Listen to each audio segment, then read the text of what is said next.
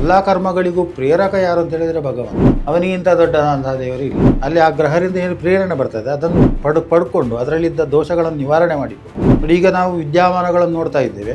ಈಗ ಕ್ರೋಧಿ ಸಂವತ್ಸರ ನಡೆಯುವುದು. ಅವಾಗ ಇಲ್ಲಿ ನಾವು ಎರಡು ರೀತಿಯ ಭವಿಷ್ಯವನ್ನು ಹೇಳಬೇಕಾಗ್ತದೆ. ಗೋಚಾರದ ಶನಿಯು 8ನೇ ಮನೆ, 4ನೇ ಮನೆ, 1ನೇ ಮನೆ ಈಗ ಬಂದಾಗ ದುಃಖವನ್ನು ಕೊಡ್ತಾನೆ ಅಂತ. ಮೋದಿಯವರಿಗೂ ಕೂಡ ಇಲ್ಲಿ ಶನಿ ಇರುವುದು ಸಿಂಹ ರಾಶಿಯಲ್ಲಿ. ಅಮೆರಿಕದ ಅಧ್ಯಕ್ಷನಿಗೆ ಕರ್ನಾಟಕದಲ್ಲಿ ಶನಿ ಇರುವುದು.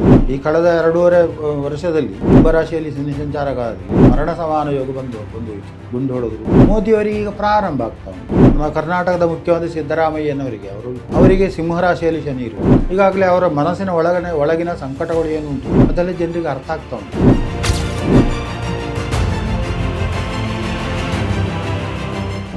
ಸಸ್ನೇಹ ವಂದನೆಗಳು. ಬಾಸ್ ಟಿವಿ ವೀಕ್ಷಕರಿಗೆಲ್ಲ ಹೊಸ ವರ್ಷದ ಈ ಶುಭಾರಂಭದ ದಿವಸ ಆಯುರಾರೋಗ್ಯ ಐಶ್ವರ್ಯ ಎಲ್ಲವನ್ನು ಕೊಟ್ಟು ದೇವರು ಕರುಣಿಸಿ ಸದ್ಬುದ್ಧಿಯನ್ನು ಪಾಲಿಸಿ ಸದ್ಬುದ್ಧಿಯನ್ನು ಕೊಟ್ಟು ಎಲ್ಲರಿಗೂ ಕೂಡ ಸಂತೋಷದಿಂದಿರುವಂತಹ ದಿನಗಳನ್ನು ಮುಂದೆ ಕಾಣಲಿ ಅಂತೇಳಿ ಮೊದಲಾಗಿ ಭಗವಂತನಲ್ಲಿ ನನ್ನ ಪ್ರಾರ್ಥನೆ. ಈ ಕಾಲಮಾನಗಳಲ್ಲಿ ಅನೇಕ ನಮನೆಯ ಕಾಲಮಾನಗಳು ಇವೆ. ಗ್ರಿಗೇರಿಯನ್ ಕ್ಯಾಲೆಂಡರ್ ಅಂದರೆ ಈಗಿನ ಇಂಗ್ಲೀಷ್ ಕ್ಯಾಲೆಂಡರ್ಗಳು. ಆ ಪ್ರಕಾರದಲ್ಲಿ ಡಿಸೆಂಬರ್ 31 ವರ್ಷ ಅವಧಿ ಅಂತ್ಯ, ಜನವರಿ 1 ವರ್ಷಾರಂಭದ ದಿನ. ಹಾಗೆ ನಮ್ಮ ಭಾರತೀಯ ಕಾಲಮಾನದಲ್ಲಿ ಸೌರಮಾನ ಮತ್ತು ಚಾಂದ್ರಮಾನ ಅಂತೇಳಿ, ಚಾಂದ್ರಮಾನವನ್ನು ನಕ್ಷತ್ರ ರೀತಿಯ ಪರಿಗಣನೆ ಮಾಡುವಂಥದ್ದು, ಸೌರಮಾನವನ್ನು ಸೂರ್ಯನ ಚಲನೆಯ ಪ್ರಕಾರದಲ್ಲಿ ತಿಂಗಳ ಆಧಾರದಲ್ಲಿ ಮಾಡುವಂಥದ್ದು. 2 ರೀತಿಯ ಕಾಲಮಾನಗಳಿವೆ. ಅದರ ಜೊತೆಗೆ ಈ ಕಾಲಮಾನದ ಅವಧಿಗಳಲ್ಲಿ ಗ್ರಹರು ಅವರಿಗೆ ಕಾಲಮಾನ ಅಂತೇಳಿಲ್ಲ, ಅವರದ್ದೇ ಒಂದು ಕಾಲಮಾನ ಉಂಟು. ಆ ಪ್ರಕಾರದಲ್ಲಿ ಅವರು ಚಲಿಸ್ತಾ ಇರ್ತಾರೆ. ಒಮ್ಮೆ ಮುಂದೆ ಹೋಗ್ಬೋದು, ಒಮ್ಮೆ ಹಿಂದೆ ಬರ್ಬೋದು, ಒಮ್ಮೆ ತಟಸ್ಥ ಆಗ್ಬೋದು, ಒಮ್ಮೆ ಅಸ್ತ ಆಗ್ಬೋದು. ಈ ರೀತಿಯ ಗ್ರಹರ ಸ್ಥಿತಿ ಅದು ಪರಿಭ್ರಮಣದಲ್ಲಿ ಉಂಟಾಗುವಂಥ ಒಂದು ಖಗೋಳದ ವಿಚಾರಗಳದು, ಖಗೋಳ ವೈಚಿತ್ರ್ಯ ಅಂತ ಹೇಳ್ಬೋದು. ಇದೆಲ್ಲದಕ್ಕೂ ಪ್ರೇರಣೆ ಭಗವಂತನೇ. ನಾವೇನು ಬೇರೆ ಬೇರೆ ಮತಪಂಥದವರು ಬೇರೆ ಬೇರೆ ರೀತಿಯ ದೇವರನ್ನು ಆರಾಧನೆ ಮಾಡಿಕೊಂಡು ಎಲ್ಲರೂ ಕೂಡ ಎಲ್ಲರ ಧ್ಯೇಯ ಕೂಡ ಒಂದೇ ಇರ್ತದೆ. ಮೊದಲಾಗಿ ನನಗೆ ಸುಖ ಕೊಡು, ಆಮೇಲೆ ಈ ಪ್ರಪಂಚಕ್ಕೆ ಒಂದು ಸುಖವನ್ನು ನೀಡು ಅಂತೇಳಿ. ಸರ್ವೇ ಜನಾ ಸುಖಿನೋ ಭವಂತು ಅಂತೇಳಿ. ಇದು ಈ ಜಗತ್ತಿಗೆ ಭಗವಂತನು ನಮಗೆಲ್ಲ ಕೊಡುವಂತಹ ಒಂದು ಪ್ರೇರಣಾ ಮಂತ್ರ.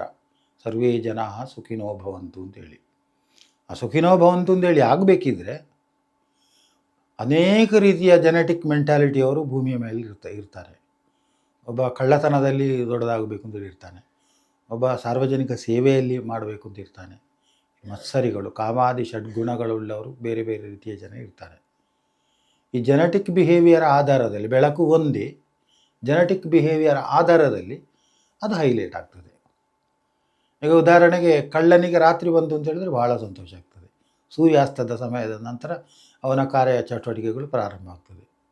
ಇನ್ನು ಹೊಲದಲ್ಲಿ ಕೆಲಸ ಮಾಡುವಂಥ ರೈತನಿಗೆ ಸೂರ್ಯೋದಯ ಆಗೋದು ಒಂದೇ ತಡ, ಅವನು ನೇಗಿಲು ಹಿಡ್ಕೊಂಡು ಹೊಲಕ್ಕೆ ಇಳಿತಾನೆ. ಇನ್ನು ಆಫೀಸು ಹೋಗುವವರು ಅವರು ಕೂಡ ಬೆಳಿಗ್ಗೆ ಎದ್ದು ಅವರ ನಿತ್ಯ ಕರ್ಮಗಳಿಗೆ ಹೊರಡ್ತಾರೆ. ಹೀಗೆ ಬೇರೆ ಬೇರೆ ರೀತಿಯ ಕರ್ಮಗಳಿವೆ. ಎಲ್ಲ ಕರ್ಮಗಳಿಗೂ ಪ್ರೇರಕ ಯಾರು ಅಂತ ಹೇಳಿದರೆ ಭಗವಂತ, ಆ ಮಹಾಚೈತನ್ಯ. ಆ ಮಹಾಚೈತನ್ಯ ಯಾರು ಅಂತ ಹೇಳಿದರೆ ಸೂರ್ಯ. ಅವನನ್ನೇ ಸೂರ್ಯನಾರಾಯಣ ಅಂತ ಹೇಳಿದರು. ಸೂರ್ಯನಾರಾಯಣ ಅಂತ ಹೇಳಿದರೆ ಆಯನ. ನಾರ ಅಂತ ಹೇಳಿದರೆ ಸ್ಪೇಸ್, ಅದರಲ್ಲಿ ಆಯನ ಸಂಚರಿಸುವವನು. ಪೂರ್ವದಿಂದ ಪಶ್ಚಿಮಕ್ಕೆ, ಪಶ್ಚಿಮದಿಂದ ಪೂರ್ವಕ್ಕೆ ಈ ರೀತಿ ಸಂಚಾರ ಮಾಡುವವನನ್ನು ನಾರಾಯಣ ಅಂತ ಹೇಳಿದರು. ಅವನಿಗಿಂತ ದೊಡ್ಡದಂತಹ ದೇವರು ಇಲ್ಲ.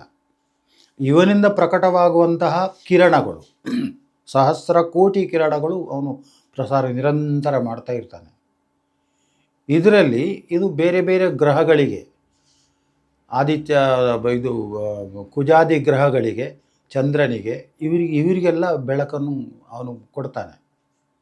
ಇನ್ನು ಸೂರ್ಯನು ಕೂಡ ತನ್ನ ಸ್ವಂತ ಬೆಳಕು ಇಲ್ಲ, ಅಲ್ಲಿ ನಕ್ಷತ್ರಗಳ ಮೂಲಕ ವಿನಿಮಯ ಮಾಡಿಕೊಳ್ತಾನೆ. ಹೇಗೆ ನಮ್ಮ ಮೊಬೈಲ್ಗಳು ಅಥವಾ ನಮ್ಮ ಪರಿಕರಗಳು ಚಾರ್ಜಿಂಗ್ ಬರ್ತದೋ ಹಾಗೆ ಅದರಲ್ಲಿ ಸ್ವಂತ ಇರುವುದಿಲ್ಲ. ಆ ಗ್ರಹಗಳಿಂದ ಆ ನಕ್ಷತ್ರಗಳಿಂದ ಇವ ಆ ಬೆಳಕನ್ನು ಪಡ್ಕೊಂಡು ತನ್ನ ಬೆಳಕನ್ನು ಇನ್ನೊಬ್ಬನಿಗೆ ಕೊಡುವಂಥದ್ದು.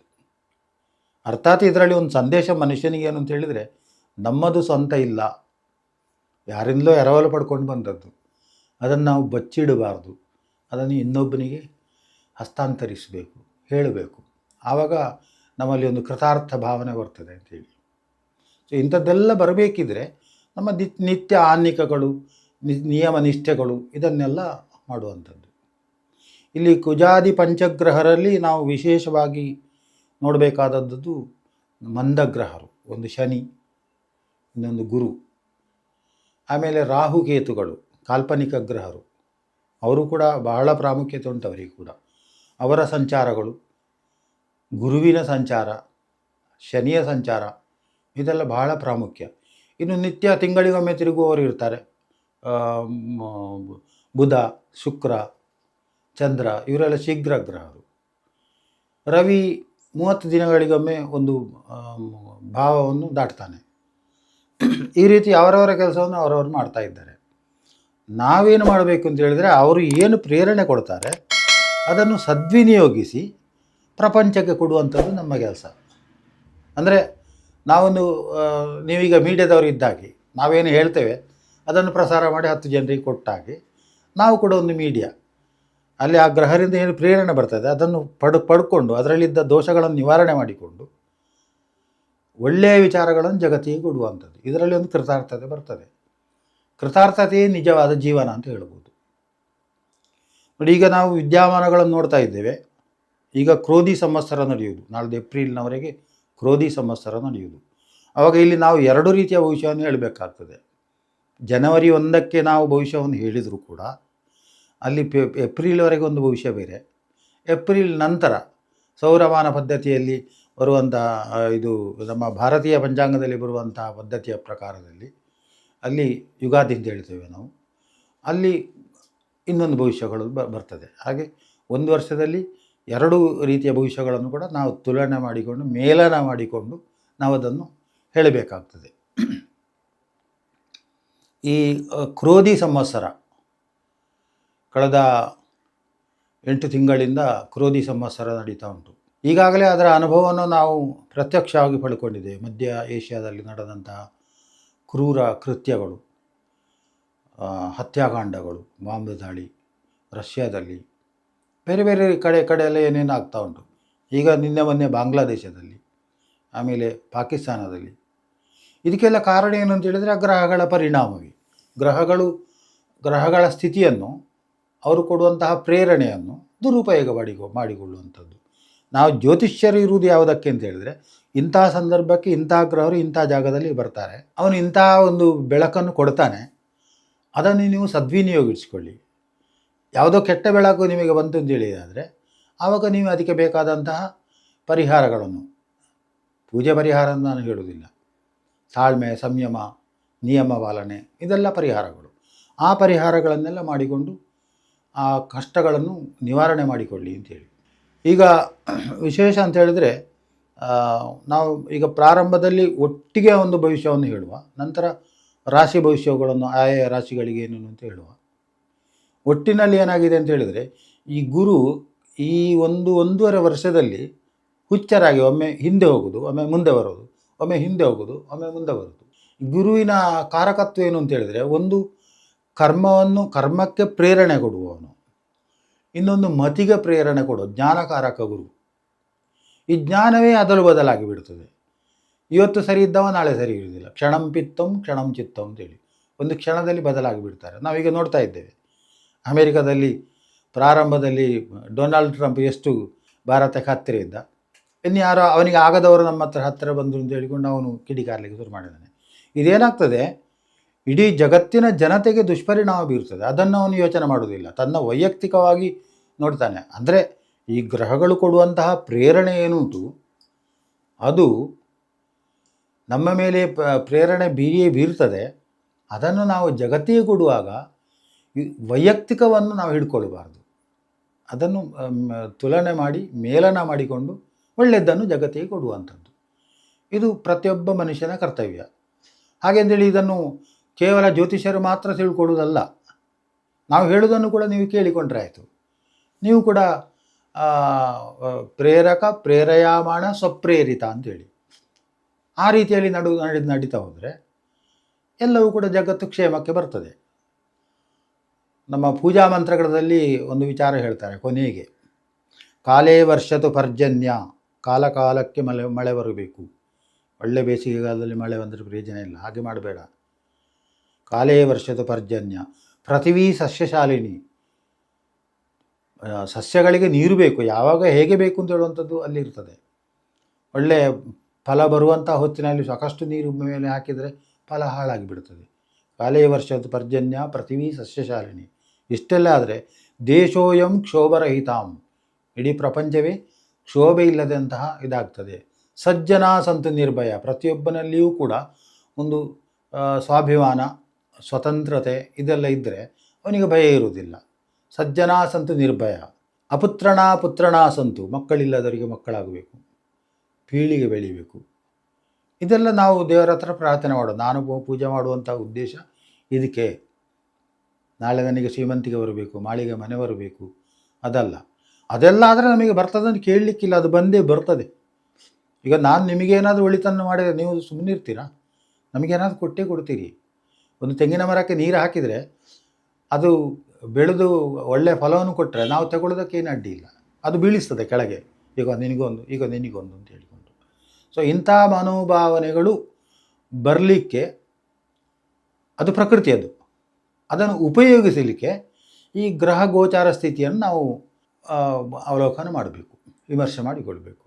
ಈಗ ಗುರುವಿನ ವಿಚಾರಕ್ಕೆ ನೋಡುವ. ಜ್ಞಾನಕಾರಕ ಗುರು ಅವನು ಮೊನ್ನೆಯಿಂದ ಅವನು ಮಿಥುನ ರಾಶಿಗೆ ಪ್ರವೇಶ ಮಾಡಿದ್ದಾನೆ. ಹಿಂ ಪ್ರವೇಶ, ಹಿಂದೆ ಹೋಗ್ತಾನೆ ವಕ್ರೀಗತಿಯಲ್ಲಿ. ಆವಾಗ ಆ ಮಿಥುನ ರಾಶಿಗೆ ಏನು ಫಲ ಅಂತ ಹೇಳಿದರೆ, ದ್ವಾದಶ ರಾಶಿಯವರ ಮೇಲೆ ಅದು ಪರಿಣಾಮ ಬೀರ್ತದೆ. ಮತ್ತೆ ಜೂನ್ 6ಕ್ಕೆ 2026 ಜೂನ್ 6ಕ್ಕೆ ಗುರು ಪುನಃ ವಾಪಸ್ ಕರ್ಕಾಟಕ ರಾಶಿಗೆ ಪ್ರವೇಶ ಮಾಡ್ತಾನೆ. ಮತ್ತೆ ಪುನಃ ವಾಪಸ್ಸು ಸಿಂಹಕ್ಕೆ ಹೋಗ್ತಾನೆ ಒಂದು 6 ತಿಂಗಳಿದ್ದು. ಮತ್ತೆ ಪುನಃ ಸಿಂಹದಿಂದ ಕರ್ಕಕ್ಕೆ ಬರ್ತಾನೆ. ಇದೊಂದು ರೀತಿಯ ಅಲ್ಲೋಲ ಕಲ್ಲೋಲ. ನಿನ್ನೆ ಹೇಳಿದ್ದು ಇವತ್ತಿಗಿಲ್ಲ, ಇವತ್ತು ಹೇಳಿದ್ದು ನಿನ್ನೆಗಿಲ್ಲ, ಎಲ್ಲಿ ನಾನು ಹೇಳಲೇ ಇಲ್ಲ. ಈ ರೀತಿಯ ಒಂದು ಪ್ರವೃತ್ತಿಗಳೆಲ್ಲ ಉಂಟಾಗ್ತದೆ. ಆದರೆ ನಮಗೆ ಇಂಥದ್ದೊಂದು ಸ್ಥಿತಿ ಉಂಟು ಅಂತೇಳಿ ಗೊತ್ತಾದರೆ ನಮ್ಮ ನಿಲುವನ್ನು ಬದಲಾಯಿಸಿದರೆ ಆಯಿತು. ಇವತ್ತಲ್ಲ ನಾಳೆ ಸರಿಯಾಗ್ತದೆ ಅಂತೇಳಿ. ಹಾಗೆ ಗ್ರಹ ಗುರು ಜ್ಞಾನಕಾರಕ, ಜ್ಞಾನಕ್ಕೆ ಮಾರಕ ಆಗಿಬಿಡ್ತಾನೆ. ಜ್ಞಾನಕ್ಕೆ ಮಾರಕ ಆದಾಗ ಏನಾಗ್ಬೋದು ಅಂತೇಳಿ ನಮ್ಮ ಹತ್ರ ಕೇಳಬೇಕಾಗಿಲ್ಲ, ಅದು ನಿಮಗೂ ಗೊತ್ತುಂಟು ಏನೆಲ್ಲ ಆದೀತು ಅಂತೇಳಿ. ಇನ್ನೊಂದು ಪ್ರಧಾನ ಗ್ರಹ ಶನಿ. ಈ ಶನಿ ಮೀನರಾಶಿಯಲ್ಲಿರುವಂಥದ್ದು. ಮೀನರಾಶಿಯನ್ನು ಮೋಕ್ಷ ಸ್ಥಾನ ಅಂತ ಹೇಳ್ತಾರೆ. ಮೋಕ್ಷ ಅಂತ ಹೇಳಿದರೆ ಸೊಲ್ಯೂಷನ್, ಒಂದು ಸಮಸ್ಯೆಗಳಿಗೆ ಒಂದು ಸೊಲ್ಯೂಷನ್ ಸಿಗುವಂಥದ್ದು, ಮುಕ್ತಿ. ಅದು ದ್ವಾದಶ ರಾಶಿಗಳಲ್ಲಿ ಕೊನೆಯ ರಾಶಿ ಮೀನರಾಶಿ ಅಂತೇಳಿ. ಪ್ರಶ್ನಾಚಿಂತನೆಯಲ್ಲಿ ಕೂಡ ಹೇಳ್ತಾರೆ, ಮೀನ ಬಂದರೆ ಅಲ್ಲಿ ಊನ ಇಲ್ಲ ಅಂಥೇಳಿ. ಅದು ಅಷ್ಟು ಒಳ್ಳೆಯ ರಾಶಿ ಅದು. ಅಂತಹ ರಾಶಿಯಲ್ಲಿ ಶನಿ ಸಂಚಾರ ಕಾಲ. ಅಂತಹ ರಾಶಿಯಲ್ಲಿ ನಮ್ಮ ಜ್ಯೋತಿಷ್ಯ ಶಾಸ್ತ್ರದಲ್ಲಿ ಏನು ಹೇಳಿದೆ ಅಂತ ಹೇಳಿದರೆ, ಆದಿತ್ಯಾದಿ ಅಷ್ಟಗ್ರಹರು ಕೇತುವನ್ನು ಬಿಟ್ಟು ಯಾವಾಗ ಮೀನದಲ್ಲಿ ಏಕಕಾಲಕ್ಕೆ ಉದಯ ಆಗ್ತಾರೋ, ಏಕಕಾಲಕ್ಕೆ ಅಂತ್ಯ ಆಗ್ತಾರೋ, ಅದು ಭೂಪ್ರಳಯ ಜಲಪ್ರಳಯ ಒಂದು ಸಲ ಕಂಪ್ಲೀಟ್ ಪಾತ್ರ ತೊಳೆದಾಗಿ ಎಷ್ಟೋ ವರ್ಷ, ಅದು ಈಗ ಇವತ್ತಿನ ನಾಳೆಗೆ ಆಗೋದಿಲ್ಲ. ಯಾರೇ ಹೇಳ್ಬೋದು ಪ್ರಳಯ ಬರಲಿದೆ, ಅದಾಗಲಿಕ್ಕುಂಟು ಇದಾಗಲಿಕ್ಕುಂಟು, ಇದೆಲ್ಲ ಸಣ್ಣ ಸಣ್ಣ ಪ್ರಳಯಗಳು, ಪ್ರವಾಹಗಳು ಇದೆಲ್ಲ.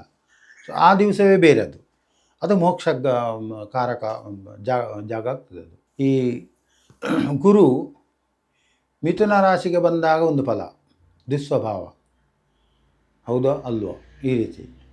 ಕರ್ಕ ರಾಶಿಗೆ ಬಂದಾಗ ಅವನಿಗೆ ಉಚ್ಚ ಕ್ಷೇತ್ರ ಆಗ್ತದೆ. ಆ ಉಚ್ಚ ಕ್ಷೇತ್ರದಲ್ಲಿ ಕೊಡುವಂಥ ಫಲವೇ ಬೇರೆ. ಸಿಂಹರಾಶಿಗೆ ಬಂದಾಗ ಅಲ್ಲಿ ಕೊಡುವಂಥ ಫಲವೇ ಬೇರೆ. ಈಗಾಗಲೇ ಈಗ ಮುಂದಿನ ಸಂವತ್ಸರ ಪರಾಭವ ಅಂತ ಹೇಳಿದರೆ ಸೋಲು ಅಂತೇಳಿ ಎಲ್ರಿಗೂ ಗೊತ್ತುಂಟು. ಯಾರಿಗೆ ಸೋಲು ಅಂತೇಳಿ ಅದು ವಿಮರ್ಶೆ ಮಾಡಬೇಕು. ಯಾರು ನೀತಿ ನಿಯಮದಲ್ಲಿ ಇಲ್ವೋ, ಯಾರು ತನ್ನ ಸ್ವಾರ್ಥಕ್ಕೋಸ್ಕರ ಕೆಲಸ ಮಾಡ್ತಾರೆ, ಅವರಿಗೆ ಪರಾಭವ ಆಗ್ತದೆ ಅಂತ. ಮೊದಲು ಅವರಿಗೆ ಜಯ ಆಗಬಹುದು, ಇಲ್ಲ ಅಂತ ಹೇಳುವುದಿಲ್ಲ. ಆದರೆ ಪರಾಭವ ಸಂವತ್ಸರದಲ್ಲಿ ಅವರಿಗೆಲ್ಲ ಪರಾಭವಗಳಾಗಲಿದೆ. ಇದನ್ನೆಲ್ಲ ಶನಿ ಮೀನರಾಶಿಯಲ್ಲಿ ಕೂತ್ಕೊಂಡು ಅವನು ಲೆಕ್ಕ ಹಾಕ್ತಾನೆ, ಯಾರಿಗೆ ಯಾವ ರೀತಿಯ ಶಿಕ್ಷೆ ಕೊಡಬೇಕು ಇದನ್ನೆಲ್ಲ. ಅವನು ಮುತ್ಸದಿತನ ಉಂಟು ಅವನಿಗೆ, ಅದನ್ನು ಕೊಡ್ತಾ ಇರ್ತಾನೆ ಶನಿ. ಈ ಮಿಥುನ ರಾಶಿಯಲ್ಲಿ ಬಂದಂತಹ ಗುರು, ಈ ಅತಿಚಾರದಲ್ಲಿ ಬಂದಂತಹ ಗುರುವಿನಿಂದ ಏನೇನು ತೊಂದರೆಗಳು ಬರ್ತದೆ ಅಂತ ಹೇಳಿದರೆ, ಒಂದು ಸಣ್ಣ ಉದಾಹರಣೆ ಹೇಳ್ತೇನೆ, ಇದು ಸಾಮಾನ್ಯ ಎಲ್ರಿಗೂ ಗೊತ್ತಾಗ್ಬೋದು.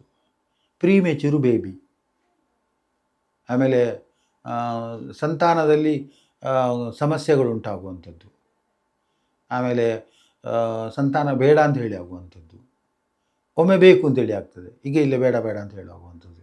ಅಂದರೆ ಈ ಜನ್ರೇಟ್ ಮಾಡುವಂತಹ ಗುರುವೇ ಅವನು ಅತಂತ್ರ ಸ್ಥಿತಿಯಲ್ಲಿದ್ದಾಗ ಬುದ್ಧಿಭ್ರಮಣೆಯನ್ನು ಮಾಡ್ತಾನೆ ಅಂತೇಳಿ. ಅದಕ್ಕೆ ಬೇಕಾಗಿ ನಮ್ಮ ನಿತ್ಯಾನ್ನಿಕಗಳು, ದೇವರ ಪೂಜೆಗಳು ಇದೆಲ್ಲ ಇದ್ದುಕೊಂಡಿದ್ದಾಗ ನಾವು ಅದನ್ನು ಸ್ಟಡಿ ಮೈಂಡ್ನಲ್ಲಿ ಅದನ್ನೆಲ್ಲ ಸರಿ ಮಾಡಿಕೊಂಡು ಹೋಗಲಿಕ್ಕೆ ಆಗ್ತದೆ ಅಂತ. ಇನ್ನು ಈ ಪರಿಣಾಮದಿಂದ ಏನಾಗ್ತದೆ ಅಂತ ಹೇಳಿದರೆ, ಈಗ ನೋಡಿ, ಮೀನರಾಶಿಯಲ್ಲಿ ಶನಿ ಸಂಚಾರ ಕಾಲ, ಮೊನ್ನೆಯವರೆಗೆ ಕುಂಭರಾಶಿಯಲ್ಲಿ ಶನಿ ಇದ್ದ. ಭಾರತಕ್ಕೆ ಸ್ವಾತಂತ್ರ್ಯ ಬರುವಾಗ ಕರ್ಕರಾಶಿಯಲ್ಲಿ ಶನಿ ಇದ್ದ. ಮಂದಸ್ಯ ಜನ್ಮ ಚತುರ್ಥಾಷ್ಟಮೇ ದುಃಖದಾಯಕ ಅಂತೇಳಿ, ಶನಿಯಿಂದ ಗೋಚಾರದ ಶನಿಯು 8ನೇ ಮನೆ, 4ನೇ ಮನೆ, 1ನೇ ಮನೆಗೆ ಬಂದಾಗ ದುಃಖವನ್ನು ಕೊಡ್ತಾನೆ ಅಂಥೇಳಿ. 4ನೇ ಮನೆಗೆ ಬಂದಾಗ ಕಂಟ್ರವರ್ಸಿ, 8ನೇ ಮನೆಗೆ ಹತ್ಯಾಕಾಂಡಗಳು, ಇದೆಲ್ಲ ನಡೀತದೆ ಅಂತ ನಾವು ಈಗಾಗಲೇ ನೋಡಿದ್ದೇವೆ. ಕುಂಭರಾಶಿಯಲ್ಲಿ ಶನಿ ಇರುವಾಗ ಈ ಕರ್ಕರಾಶಿಯಲ್ಲಿ ಶನಿ ಇದ್ದವರಿಗೆ ಏನೇನಾಗಿದೆ, ಅಥವಾ ಭಾರತಕ್ಕೆ ಸ್ವಾತಂತ್ರ್ಯ ಬಂದಾಗ ಇದ್ದಂತಹ ಶನಿ ಆವಾಗ ಏನೇನು ದುಷ್ಪರಿಣಾಮಗಳಾಗಿವೆ. ಒಂದು ಸಣ್ಣ ಉದಾಹರಣೆ ಅಂತ ಹೇಳಿದ್ರೆ, ನಮ್ಮ ಪರಮಾಪ್ತರು ನಮಗೆ ಅವರು ದರ್ಶನ್ ಅವರು ನಾನು ಯಾವತ್ತೂ ಹೇಳಿದ್ದೇನೆ, ನಾನು ನಿಮಗೆ 23-24ರಲ್ಲಿ ಶನಿ ಕುಂಭರಾಶಿ ಬರುವ ಜಾಗ್ರತೆ ಮಾಡಿಕೊಳ್ಳಿ ಅಂತೇಳಿ. ಕೆಲಸದ ಒತ್ತಡದಿಂದಲೂ ಯಾವುದೋ ಇದರಿಂದಾಗಿ ಅವರಿಗೆ ನೆನಪಾಗಲಿಲ್ಲ.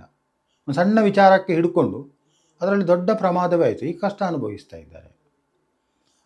ಅದನ್ನು ನಾವು ರೆಫರೆನ್ಸ್ ಇಟ್ಟುಕೊಂಡಾಗ, ಮೀನರಾಶಿಯ ಸಿಂಹರಾಶಿಯಲ್ಲಿ ಶನಿ ಇರುವಾಗ ಹುಟ್ಟಿದವರಿಗೆ ಈಗ ಸಿಂಹಸ್ಯ ಅಷ್ಟಮ ಸ್ಥಾನೇ ಮಂದ ಗೋಚಾರ ಫಲ. ಶನಿಯು ಅಷ್ಟಮ ಸ್ಥಾನದಲ್ಲಿ ಹೇಗೆ ಗೋಚಾರದಲ್ಲಿ ಪ್ರವಾಸ ಮಾಡ್ತಾನೋ ಆವಾಗ ಇರುವಂತಹ ಫಲಗಳು. ಇದರಲ್ಲಿ ಯಾರ್ಯಾರೆಲ್ಲ ಬಲಿಯಾಗ್ತಾರೆ, ಯಾರ್ಯಾರಿಗೆ ತೊಂದರೆಗಳು ಬರ್ತದೆ ಅಂತಹ ಶನಿ ಉಳ್ಳವರು ಕಂಟ್ರವರ್ಸಿ ಮಾಡಿಕೊಳ್ಬೇಡಿ, ಒಂದು ಸಣ್ಣ ಸೊಲ್ಯೂಷನನ್ನು ಕಂಡುಹಿಡ್ಕೊಳ್ಳಿ.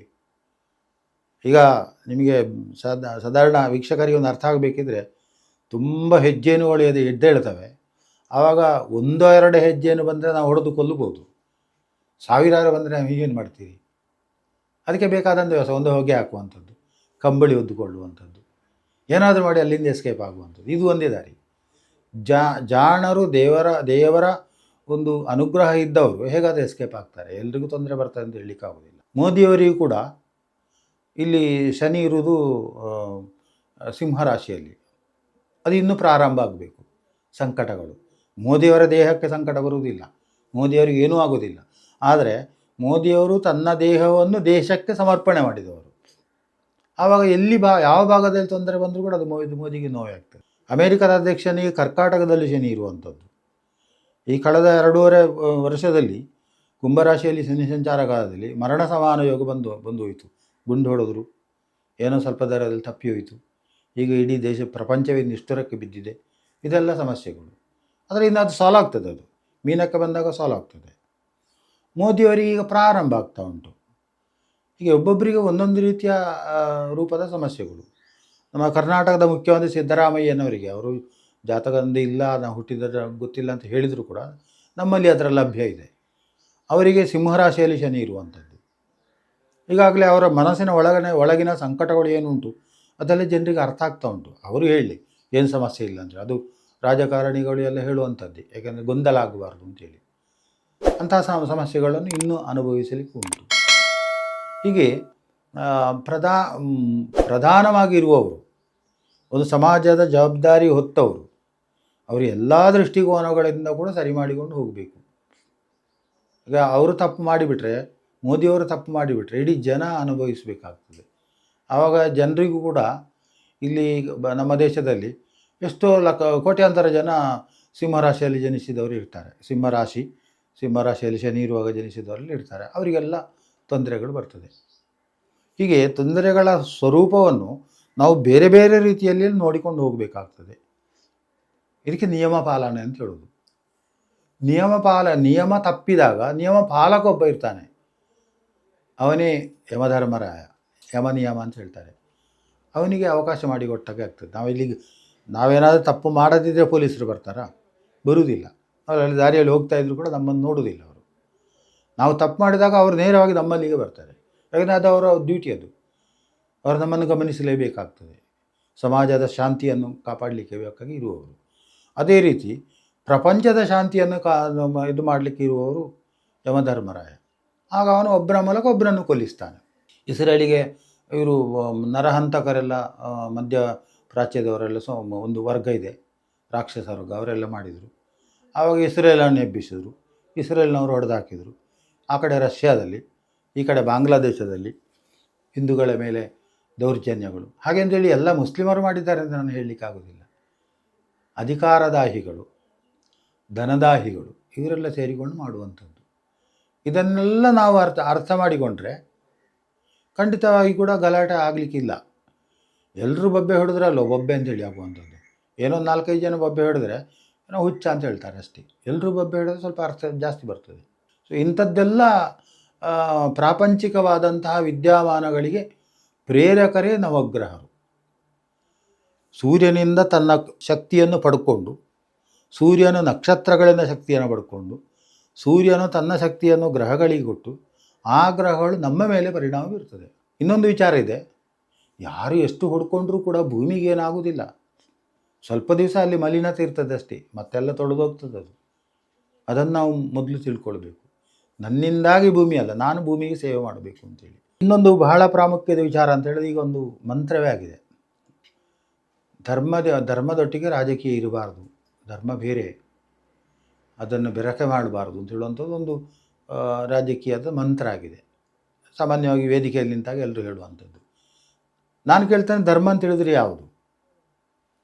ದೇವರ ಪೂಜೆ ಮಾಡೋದೇ ಧರ್ಮವ? ಅಥವಾ ಬ್ರಾಹ್ಮಣ ಜನಿವಾರ ಹಾಕಿ ಜಪ ಮಾಡೋದೇ ಧರ್ಮವ? ಅಥವಾ ಈ ಥರ ರಥ ಎಳೆಯುವುದೇ ಧರ್ಮವ? ಅದಲ್ಲ. ಪರಿಸರದಲ್ಲಿರುವಂತಹ ನೀರನ್ನು ಮಲಿನ ಆಗದೆ ನೋಡಿಕೊಳ್ಳುವುದೇ ಧರ್ಮ. ಒಂದು ಅರಣ್ಯ ಪ್ರದೇಶಕ್ಕೆ ಬೆಂಕಿ ಬಿದ್ದಾಗ ಅದನ್ನು ಹೋಗಿ ಆರಿಸುವಂಥದ್ದು, ಸಾರ್ವಜನಿಕ ಪೊಲೀಸರು ಬರಲಿ, ಫಾರೆಸ್ಟ್ನವ್ರು ಕಾಯುವುದಲ್ಲ, ನಾವೇ ಒಂದು ಸ್ವಲ್ಪ ನೀರು ಹಾಕೋದ, ಮಣ್ಣು ಹಾಕೋದ ಮಾಡೋ ಅದು ಧರ್ಮ. ಹೀಗೆ ಇದೆಲ್ಲ ನಮ್ಮ ಮಾನವತಾ ಧರ್ಮಗಳು. ಇದು ನನ್ನ ಭೂಮಿ, ನನ್ನ ಜಗತ್ತು, ನನಗೂ ಹಕ್ಕುಂಟು ಇದರಲ್ಲಿ, ಹೀಗೆಲ್ಲ ಮಾಡುವಂಥದ್ದು. ನೀವು ರಾಮಾಯಣದಲ್ಲಿ ಒಂದು ಕತೆ ಕೇಳಿರ್ಬೋದು. ಲಕ್ಷ್ಮಣ ರಾಮನಿಗೆ ಹೇಳ್ತಾನೆ, ಅಣ್ಣ ನಮಗೆ ನಾವು ಸೀತಾನ್ವೇಷಣೆಗೆ ಬಂದವರು, ಈ ರಾಕ್ಷಸರನ್ನೆಲ್ಲ ಯಾಕೆ ಕೊಲ್ಲಿಕ್ಕೆ ಹೋಗೋದು? ಆವಾಗ ರಾಮ ಹೇಳ್ತಾನೆ, ಈ ಭೂಮಿಯ ಫಲವನ್ನು, ಗೋಫಲವನ್ನು ನಾವು ತಿಂದವರು, ಆ ಋಣ ನಮ್ಮ ಹತ್ರ ಉಂಟು. ಈ ಗೋಫಲವನ್ನು ಬೆಳೆದವರು ಇರ್ತಾರೆ, ಅವರಿಗೆ ತೊಂದರೆ ಆದಾಗ ನಾನು ಸಹಿಸುವುದಿಲ್ಲ, ಸೂರ್ಯವಂಶಿಯಾಗಿ ನಾನು ಸಹಿಸುವುದಿಲ್ಲ, ನಾನು ಅವರ ಮೇಲೆ ಪ್ರತೀಕಾರವನ್ನು ಕೊಡಲೇಬೇಕು, ಅವರಿಗೆ ಶಿಕ್ಷೆ ವಿಧಿಸಲೇಬೇಕು ಅಂತೇಳಿ ಎಂಥ ಒಂದು ಒಳ್ಳೆಯ ಮಾತನ್ನು ಹೇಳ್ತಾರೆ ನೋಡಿ ರಾಮ. ಅಂಥ ಮನಸ್ಸು ಕೇವಲ ರಾಮನೇ ಕಥೆ ಹೇಳಲಿಕ್ಕೆ ಮಾತ್ರ ಅಲ್ಲ, ನಮ್ಮಲ್ಲಿ ಇರಬೇಕು. ಏನೋ ರಸ್ತೆಯಲ್ಲಿ ಹೋಗೋ ಯಾರೋ ನೀರನ್ನು ಹಾಳು ಮಾಡ್ತಾರೆ, ಆಗ ನಾವು ಹೋಗಿ ಹೇಳಬೇಕು ಅವರಿಗೆ, ನೀರನ್ನು ಹಾಳು ಮಾಡಬೇಡಿ, ನೀರು ವೇಸ್ಟ್ ಮಾಡ್ತಾರೆ. ಅದು ನಮ್ಮ ಧರ್ಮ ಆಗ್ತದೆ. ಅಂಥ ಧರ್ಮ ಪಾಲನೆಗೆ ದೈವಾನುಗ್ರಹ ಬೇಕು. ದೈವಾನುಗ್ರಹ ಬೇಕಿದ್ದರೆ ಸತ್ಕರ್ಮಗಳನ್ನು ಮಾಡಬೇಕು. ಸತ್ಕರ್ಮಗಳನ್ನು ಮಾಡಬೇಕಿದ್ರೆ ನಮಗೆ ದೈವ ಬಲ ಬೇಕು. ಅಂಥ ದೈವ ಬಲಗಳ ವಿಚಾರವನ್ನು ನಾವು ಇಲ್ಲಿ ಜ್ಯೋತಿಷ್ಯದಲ್ಲಿ ಹೇಳುವಂಥದ್ದು. ಮುಂದೆ ಬರುವಂಥದ್ದು ಪರಾಭವ ಸಂವತ್ಸರ. ಈಗ ನಾನು ಮೊದಲಾಗಿ ಮೇಷಾದಿ ರಾಶಿ ಭವಿಷ್ಯಗಳನ್ನು ಹೇಳ್ತೇನೆ. ಲೇಟೆಸ್ಟ್ ಹಾಗೂ ಇಂಟ್ರೆಸ್ಟಿಂಗ್ ಸುದ್ದಿಗಳಿಗಾಗಿ ಬಾಸ್ ಟಿವಿ ಕನ್ನಡ ಚಾನೆಲ್ನ ಸಬ್ಸ್ಕ್ರೈಬ್ ಮಾಡಿ, ಹಾಗೆಯೇ ಬೆಲ್ ಐಕಾನ್ ಪ್ರೆಸ್ ಮಾಡಿ. ಇದರ ಜೊತೆಗೆ ಫೇಸ್ಬುಕ್, ಇನ್ಸ್ಟಾಗ್ರಾಮ್, ಎಕ್ಸ್ನಲ್ಲೂ ಮಿಸ್ ಮಾಡದೆ ಫಾಲೋ ಮಾಡಿ.